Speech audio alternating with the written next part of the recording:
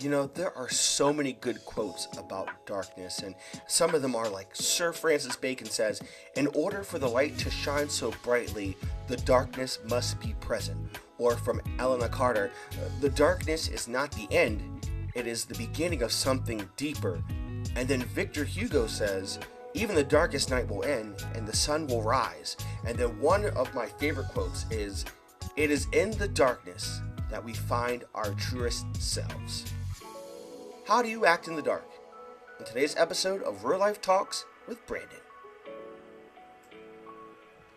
Hello, my friends. It is so good to see you all once again for another episode here at Real Life Talks with Brandon. I'm Brandon, and it's so good to be here. We're just going to jump right into it today. It was funny, about maybe a couple weeks ago, my power happened to go out. And for anybody that has had that happen, it's kind of a jarring experience because you don't expect it to happen. Or all of a sudden, just, you could be either in the middle of, cooking, you could be in the middle of watching TV or something, or whatever have you. And then all of a sudden, as you're doing that, the power just goes boom, clear out. Now, it's different than if you walk into a room, turn on a light switch, ta-da, it's done, then turn off the light switch. You're expecting the lights to go off when you turn off that light switch, unless the light switch is faulty, of course. But you aren't expecting it when, let's say, maybe there's a storm, or maybe there's a power outage. Just out of nowhere, the power just goes off. And then there you are, left in the dark. So, an interesting thought came to my mind because if you've ever had the power go out, here's the thing. In the daytime, it's not so bad because you still have sunlight. You still have sunlight. You can open up the windows, let the sun in. All is well. You can see where you're going. You know where you are.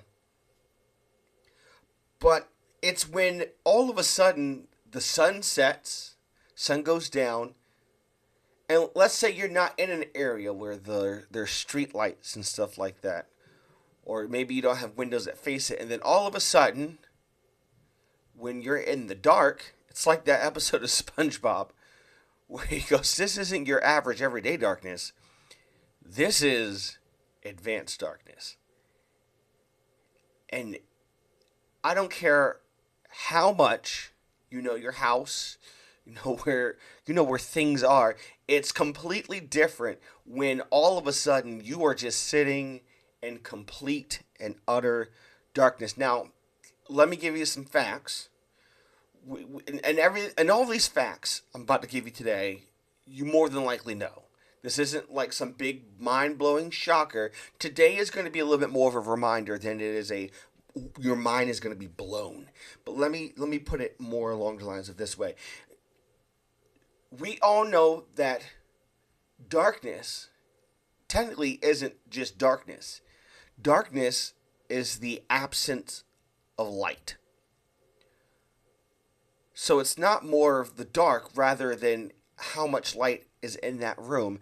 And 9 out of 10 times, more than likely, a lot of you have not sat in complete darkness.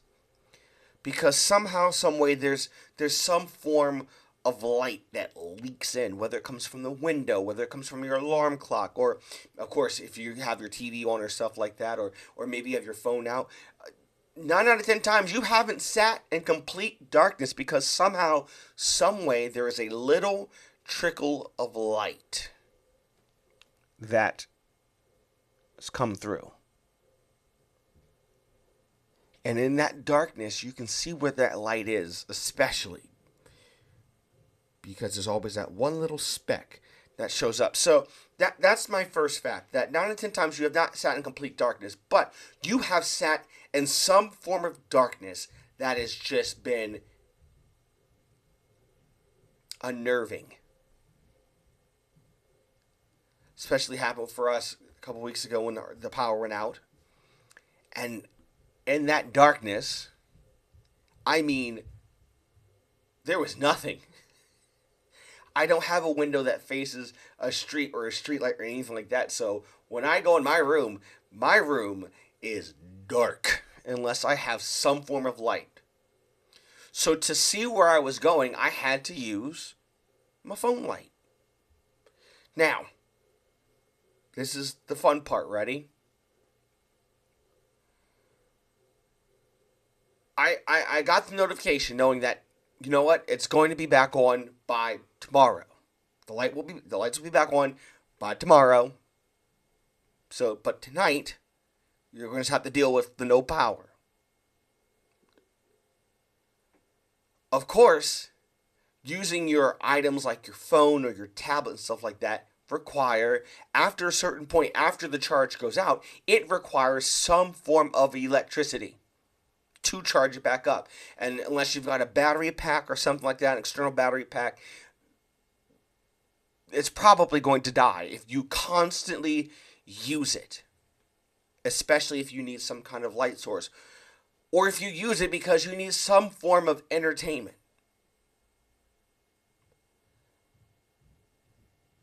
Here's the question for today. It's the title of our talk. How do you act in the dark? I don't want you to think that I'm talking about darkness as in like evils and things like that. I'm talking today about actual darkness. The unknown, the unseen. You cannot see where you are going. So how do you act in the dark? Can I give you another fact?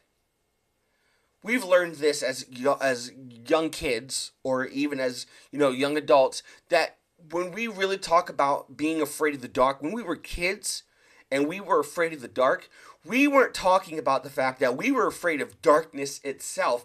Once again, just reminders, not anything mind-blowing. We were taught that you weren't afraid of the dark. You were afraid of what could be in the dark, the bumps in the night, the shadows, the noises, the things you hear and see, and you're not afraid of darkness. You're just afraid of what you don't see, what you don't know. It's so crazy how we talk about some of these different things like elephants. Elephants are afraid of mice. We've talked about this before, throughout history, that elephants are afraid of mice. And I did a little research about it because the fact of, I had to look, are elephants really afraid of mice? And it goes back to an old folks tale where the elephant was afraid that the mouse could climb into its trunk and suffocate it and it would die. That was the actual wise tale that people were told. Now it's transitioned to the fact that the elephant is just afraid of the mouse itself, and that as soon as the elephant sees the mouse, it panics, it freaks out, and it wants to go away. And I looked it up. I was like, is this actually true? And the thing is that elephants are afraid of the quick movements of the mouse. It's not the mouse itself. It just doesn't like the quick movements that it makes. That's what unsettles the elephant.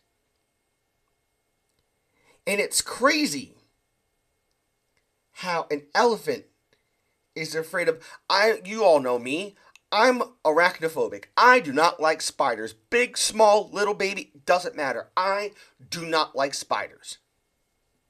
I don't. Don't want them near me. I do let some of them live, okay, but once they get to the point of you can eat me, you gotta go. You gotta go. If you live outside, that's fine. I'm not gonna bother you. But if you are in my house, you gotta go, because you can't be doing this. Unless you're paying rent, this is not happening.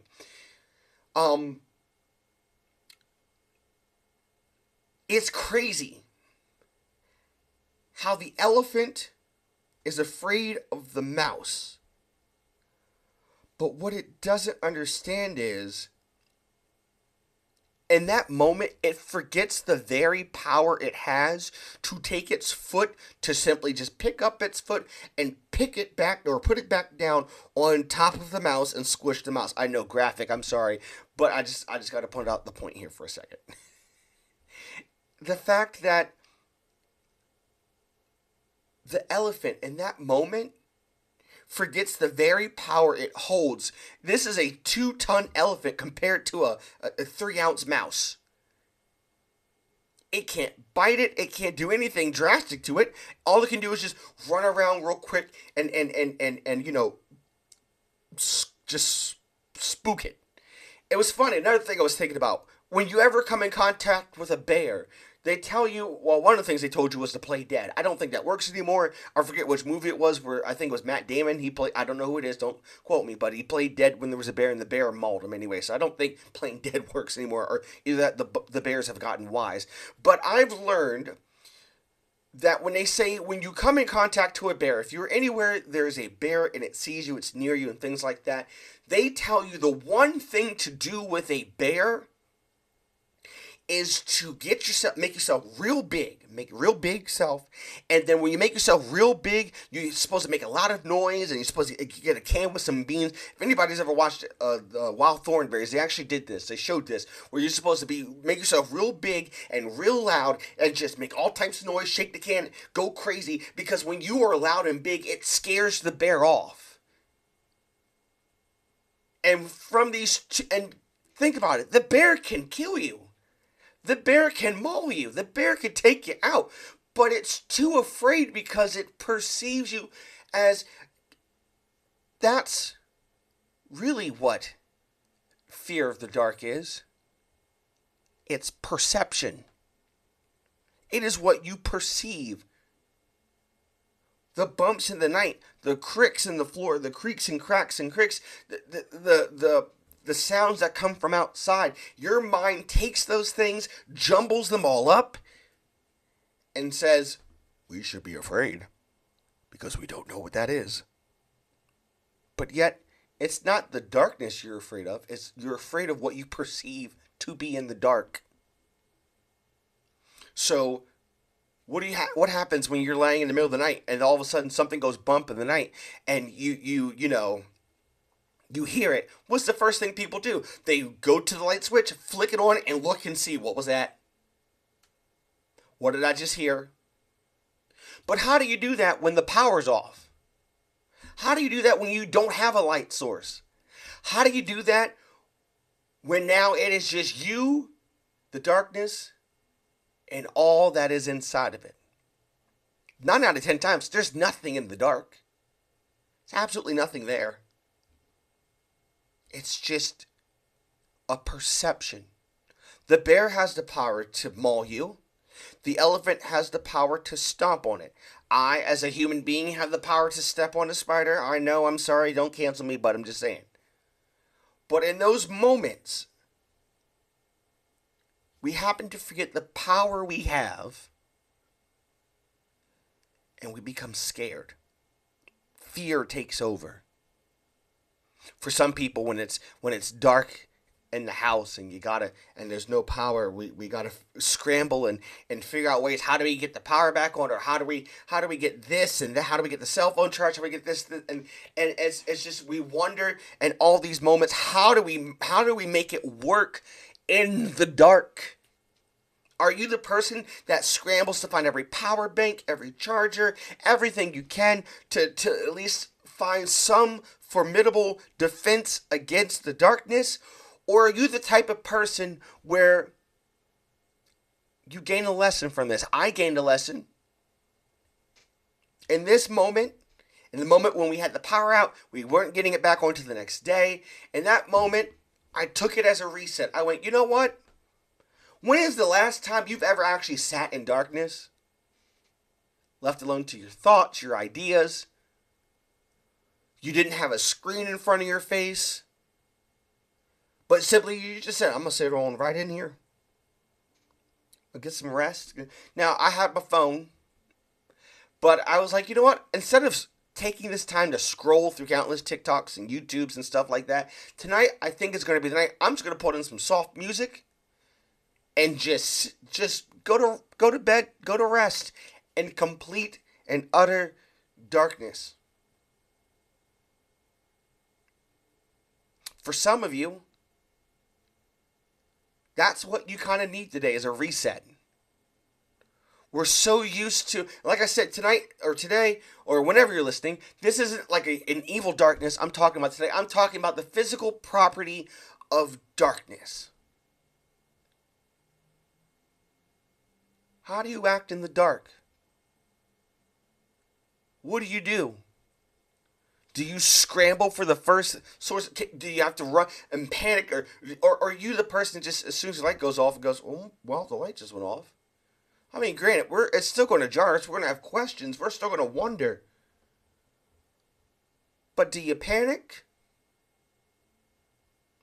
or do you take a moment to assess the situation, realize what's going on, and be like, instead of panicking, you just go, you know what? I'm going to take this moment.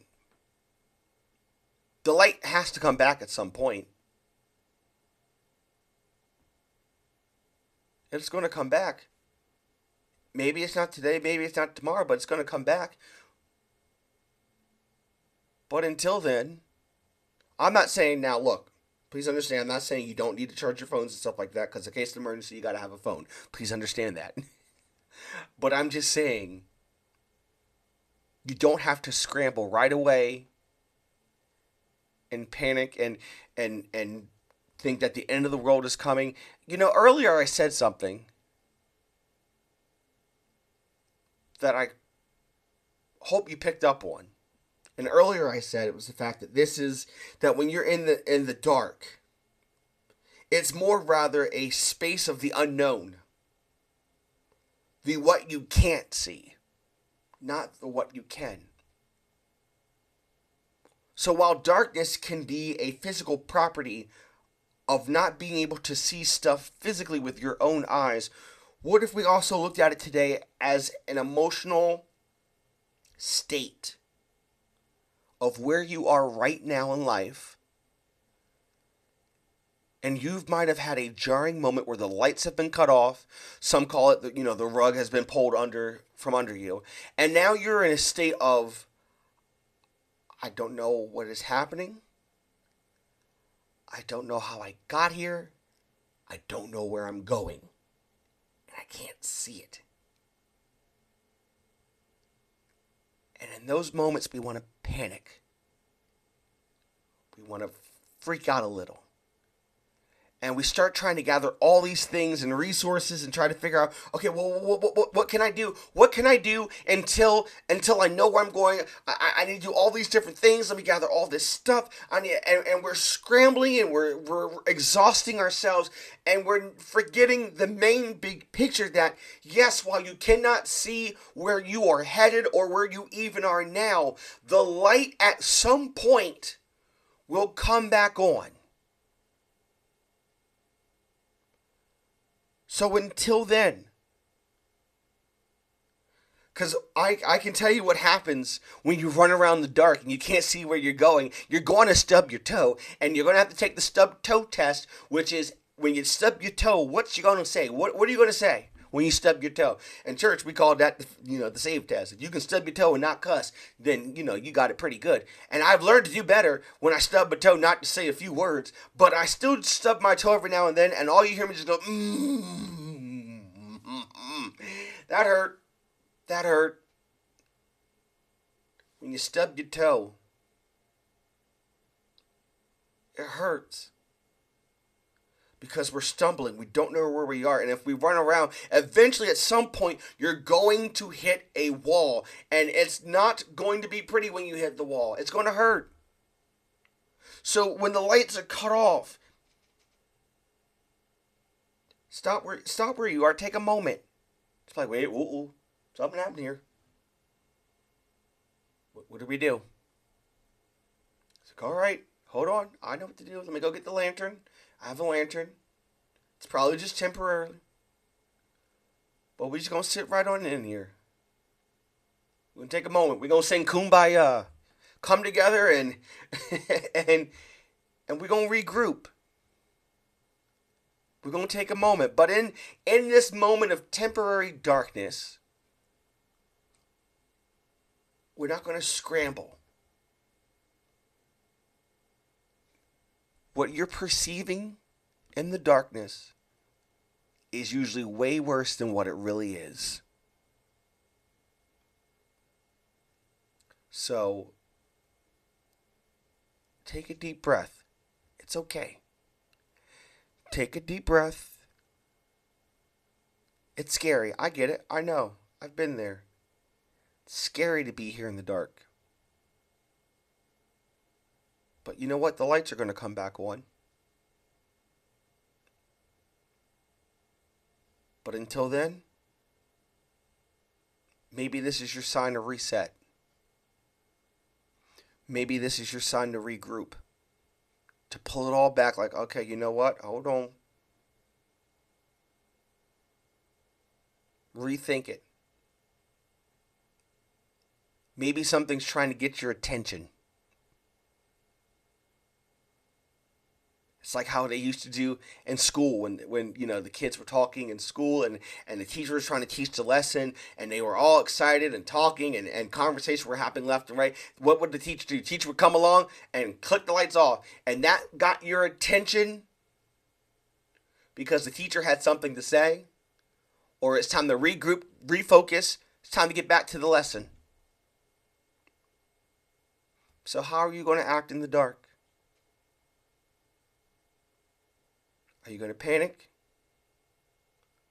Or are you going to look for the lesson? Look for what it is. Look for the light source that you need to see in that moment. I hope you enjoyed it. That is it for us today. But I hope you don't actually have to sit in darkness. I don't want you to. But today was just a little bit of a reminder. And just to take a look at, what happened? What happened? How do you act in the dark? What is your response to when the lights are cut off? I love each and every single one of you, and there's nothing you can do about it. Until next time, this has been a Real Life Talk. Love you, kids. Bye. Hey guys, I hope you enjoyed today's Real Life Talks with Brandon. I love getting to sit with you guys and have real life conversations with you all. And I want you to be part of the conversation as well. So if you have any topics you want to talk about, even if you have a question, make sure to comment on our Facebook page or make sure to leave an email at kid.beege. That's kid.beege. BEEGE@gmail.com. We'd love to have a conversation or even read some of your questions live on the air. It's so awesome when we can all come together and have a real life talk.